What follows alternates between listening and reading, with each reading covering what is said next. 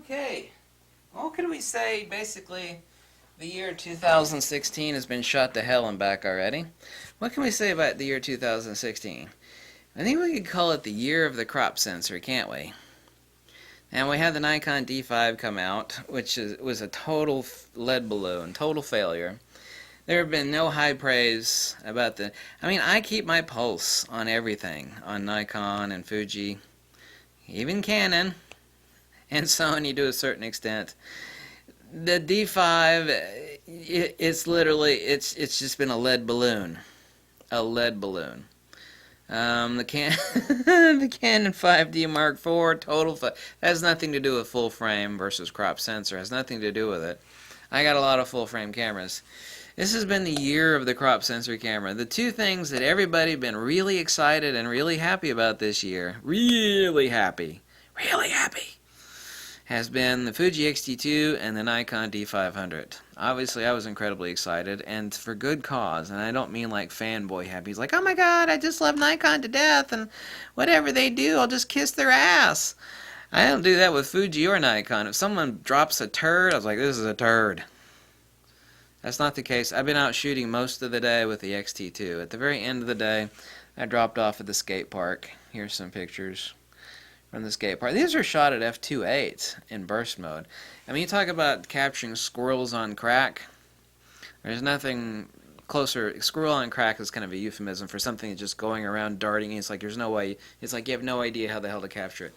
Nothing closer to a human version of a squirrel on crack than a skateboarder. The keeper rate was incredible. Of course, you all knew that. The people that own it know it anyway. This has been the year of the crop sensor. Now, we all know the advantages of full frame. We have a better gain, however, SNR firmware has improved.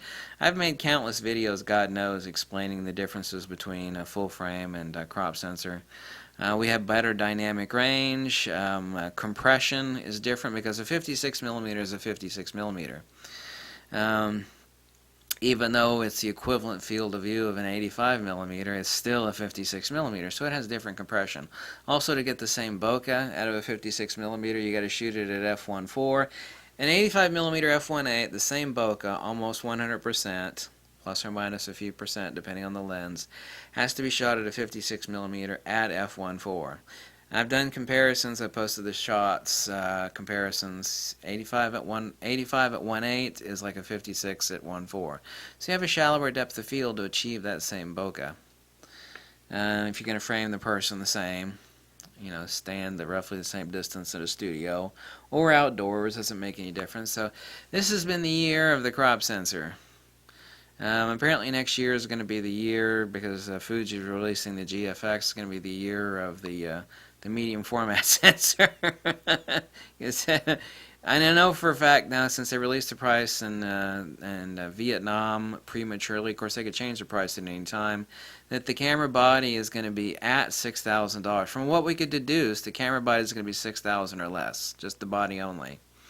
So next year is going to be the year of, who knows? Now Nikon is absolutely sure to release like a full frame version of the Nikon D500. So next year will be the year of the full frame and the medium format sensor. Fuji's GFX is just going to kick the shiznits out of everybody.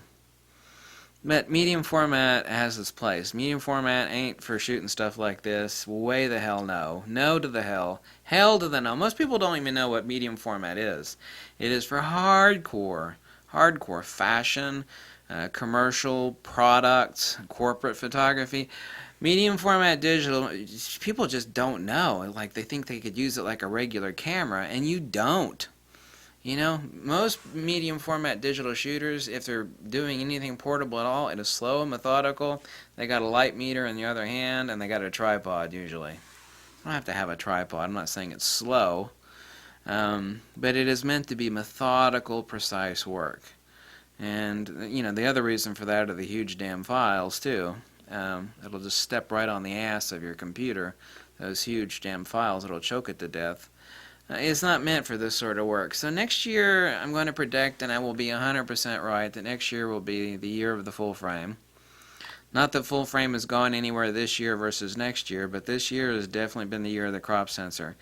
Everybody released a turd bucket this year except for Nikon and Fuji. The Fuji X-T2 is just the tits. I mean, it's incredible. The X Pro 2 also. Let's not forget about the X Pro 2, right? X Pro 2.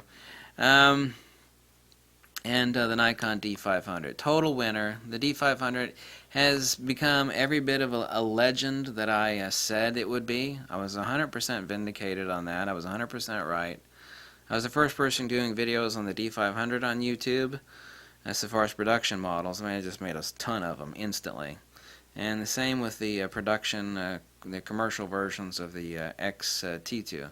Actually, I had it a few days ahead of time before I was supposed to get it. Shh, don't tell anybody. Every bit of a legendary. I told everybody too. I even proved that the autofocus tracking is faster than the D500. I proved that. It doesn't matter if people believe me. All I had to do is prove it. So people that don't believe me, they can kiss my butt. It's like there's the evidence. You don't like it, you can kiss it right in the you know what. So, what do you think about next year? What do you think about this year? Are you happy with the choices that you're given this year?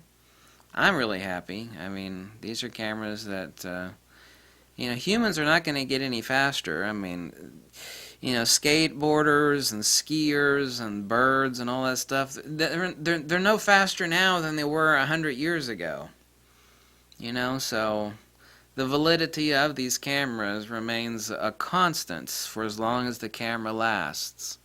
There could be some sort of magic technology, and I know what that is. It's adaptive resistance technology for basically one-shot HDR photography. I know that's coming around the corner. I know that for a fact, because all these camera companies are always operating basically about 8 years behind the times. They've always got something new to release. If they didn't, they would go out of business.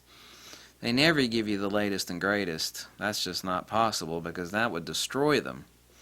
They got to roll out something that they came up with 3, 4, 5 years ago. That is the way companies work. As they find it, they discover it, and they give it to you 5 years later. That way they've always got something new to roll out. Here's the latest and greatest. Here's the latest and greatest. Here's the latest. That is how they screw you. Perpetually screw you and perpetually screw your wallet. That is also undeniable. So, tell me what you think. Thanks for watching. Catch you tonight in live stream. Live! Bye.